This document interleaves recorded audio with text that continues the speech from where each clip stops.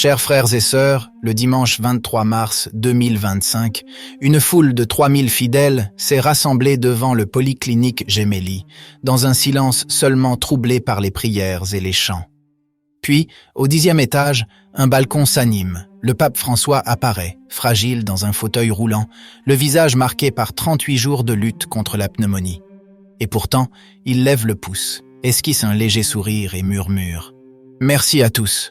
Ce n'est pas un simple salut, c'est un acte de foi qui déchire les ténèbres, un signe qui parle au cœur du monde. Que cache ce geste? Que nous révèle-t-il de lui, de sa mission, de l'Église qu'il guide?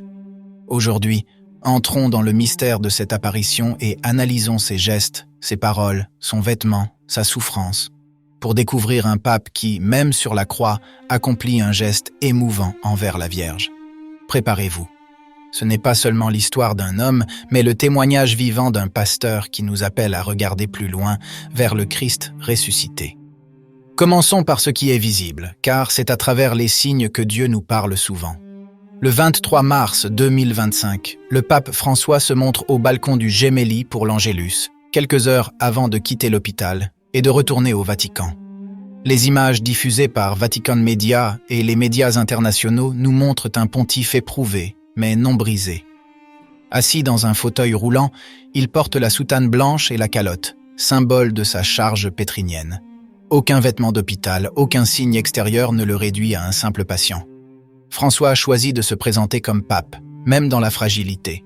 Ses mains, d'abord posées sur ses genoux, se lèvent lentement pour bénir la foule du signe de la croix, puis se pouce droit levé, un geste simple, presque quotidien, qui dit « Je vais bien ». Grâce à Dieu et à vous. Mais son visage raconte une histoire plus profonde, pâle, émacié, avec les joues légèrement gonflées par les traitements et des yeux qui bougent lentement, cherchant parmi la foule. Les bandages visibles sous ses manches parlent de perfusion et de soins intensifs. Il respire avec difficulté, sa poitrine se soulève péniblement tandis qu'il prononce quelques mots. Et pourtant, dans ce corps marqué, il y a une lumière. Un sourire illumine son visage lorsqu'il entend les chants des fidèles. « François, François, nous t'aimons !» Ces paroles sont peu nombreuses, mais pleines de sens. « Merci à tous !» répète-t-il, d'une voix faible et brisée, presque un murmure que les micros peinent à capter. Puis un détail touchant. « Je vois cette dame avec les fleurs jaunes. Elle est formidable. » Il fait référence à Carmela, une fidèle de 79 ans qui a apporté chaque jour des roses jaunes sous sa fenêtre. Ce commentaire spontané, si typique de François, nous montre un pape qui, même dans la faiblesse, reste proche du peuple, attentif aux détails, capable de transformer un bouquet de fleurs en symbole d'amour partagé. Et puis, son état de santé, après une infection respiratoire ayant dégénéré en pneumonie bilatérale, avec 2 moments critiques où sa vie fut en danger, François apparaît fragile mais vivant. Il n'utilise aucun appareil respiratoire visible au balcon, mais dans la voiture, peu après, on aperçoit la canule nasale à oxygène. Les médecins du Gemelli, lors de la conférence de presse du 23 mars, confirment « Les infections les plus graves ont été vaincues, mais il faudra des mois de repos. » C'est un homme de 88 ans qui a traversé la vallée de la mort et en est sorti, non par la force, mais par la grâce. Et puis, le geste qui éclaire tout, avant de rentrer au Vatican, François fait un détour par Sainte-Marie-Majeure. Il ne descend pas de voiture, il n'en a pas la force, mais fait déposer au pied de la Salus Populi Romani ce bouquet de roses jaunes offert par Carmela. C'est un acte de dévotion mariale qui dit tout. Le pape se confie à la Mère de Dieu, comme un fils qui rentre chez lui après un long voyage. Ce geste, si simple et pourtant si puissant, est une profession de foi. Marie m'a accompagné dans la souffrance, et je lui rends grâce. C'est le sceau d'une apparition qui n'est pas seulement un salut, mais un message théologique, une invitation à regarder au-delà de la croix, vers la résurrection. Parlons maintenant de la souffrance du pape François, car c'est là que l'Évangile devient cher. Saint Paul écrit « Quand je suis faible, c'est alors que je suis fort ». Et en François, cette parole s'incarne. Son hospitalisation au Gemelli n'a pas été cachée, mais partagée avec le monde. Il a prié depuis son lit d'hôpital, travaillé sur des nominations et des messages, et il a même pleuré, confiant des sources proches, pour les malades croisés dans les couloirs, Dans le texte de l'Angélus du 23 mars, diffusé par écrit car il était trop faible pour le lire en entier, François médite sur la parabole du figuier stérile. Dans ce long temps d'hospitalisation, j'ai expérimenté la patience du Seigneur. C'est une confession intime. Le pape s'est senti comme cet arbre sans fruits, mais il a trouvé en Dieu un jardinier patient, qui ne coupe pas, mais fertilise et attend. Cette souffrance n'a pas été un obstacle, mais un chemin pour s'approcher du Christ crucifié. Pensez-y, François n'a pas cherché à paraître invincible. Il s'est montré tel qu'il est, fragile, fatigué, ayant besoin de soins. Et ce faisant, il nous a tous enseigné une leçon. Combien de fois cachons-nous nos faiblesses, par peur du jugement? Lui, non. Il a laissé le monde voir son visage marqué, sa respiration haletante, ses mains tremblantes.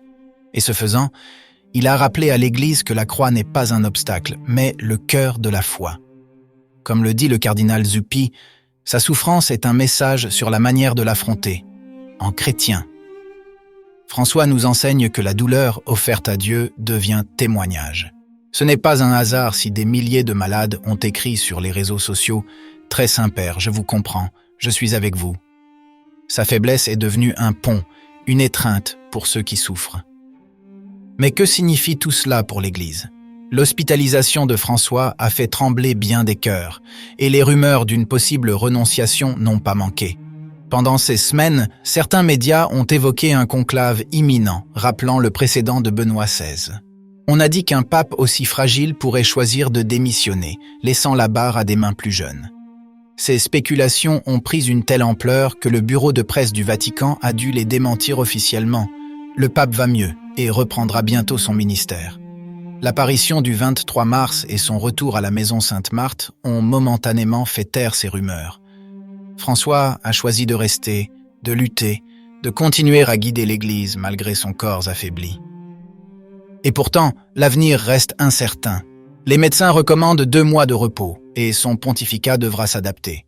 Nous ne verrons peut-être plus les grands voyages apostoliques d'autrefois, mais plutôt un pape qui s'adresse au monde depuis Sainte-Marthe par streaming ou messages écrits. Le jubilé de 2025, le synode mondial, les réformes de la curie, voilà les dossiers que François veut faire avancer, en déléguant si nécessaire à ses collaborateurs, comme le cardinal Parolin ou Zuppi. C'est un moment délicat pour l'Église, qui doit apprendre à soutenir un pasteur âgé sans perdre sa direction spirituelle. Et si sa santé se dégradait à nouveau? La possibilité d'une renonciation reste en arrière-plan, mais François semble déterminé à ne pas céder, à moins qu'il ne soit vraiment impossible de continuer. Comme il l'a dit un jour, « Je suis dans les mains de Dieu, et tant qu'il le veut, je sers ». Nous ne pouvons pas ignorer le contexte mondial. Alors que François luttait pour respirer à l'hôpital Gemelli, le monde continuait d'étouffer sous le poids des guerres, en Ukraine, en Terre Sainte, dans des conflits oubliés d'Afrique et d'Asie. Lui, l'un des rares dirigeants à ne jamais se lasser d'invoquer la paix, a profité de l'Angélus du 23 mars pour lancer un nouvel appel. Que les armes se taisent, que les otages soient libérés, que l'on redonne l'espérance au peuple martyrisé. C'est extraordinaire. Un homme qui peine à trouver son souffle trouve encore la force de crier au monde la folie de la violence. Pendant son hospitalisation, il a envoyé des messages. Il a prié pour la paix. Il a dépêché des émissaires comme le cardinal Zuppi. Son pontificat, déjà marqué par un engagement inlassable pour le dialogue, se trouve aujourd'hui à un carrefour. Un moment délicat où l'Église est appelée à être lumière dans une obscurité grandissante. François, avec sa croix personnelle, devient le symbole de cette mission, souffrir avec ceux qui souffrent, espérer contre toute espérance. Frères et sœurs, l'image du pape François au Gemelli n'est pas qu'un fait d'actualité, c'est un évangile vivant. Elle nous parle d'un homme qui, dans la fragilité, trouve sa force en Dieu, d'un pasteur qui offre des fleurs à la Vierge pour lui dire merci, d'un père qui n'abandonne pas ses enfants, même quand le monde chancelle.